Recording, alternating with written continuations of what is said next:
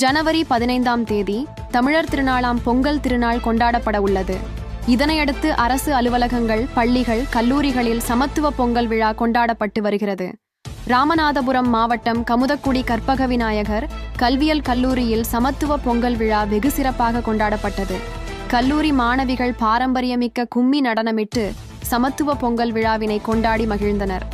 பெண்கள் செட்சேலை மற்றும் ஆண்கள் வேஷ்டி சட்டை அணிந்து விறகடுப்பில் புதுபானையில் மஞ்சள் கொத்துக்கள் கட்டி பனங்கிழங்கு, கரும்புகள் வைத்து பொங்கல் பொங்கி வரும்போது குலவையிட்டு உற்சாகத்துடன் பொங்கல் வைத்தனர்.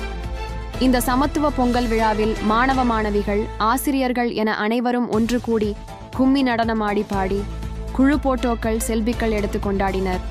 கண்களை கட்டிக்கொண்டு உரியடித்தனர். கல்லூரி வளாகத்தில் தென்னங்கீற்றால் அமைக்கப்பட்டிருந்த குடிசைகள் பாரம்பரியத்தை நினைவு கூர்ந்தது. தொடர்ந்து கல்லூரி மாணவிகள் வில்லுப்பாட்டு பாடி சினிமா பாடல்களுக்கு குத்தாட்டம் போட்டு ஆட்டம் பாட்டம் கொண்டாட்டத்துடன் சமத்துவ பொங்கல் விழாவை மிக சிறப்பாக கொண்டாடினர்.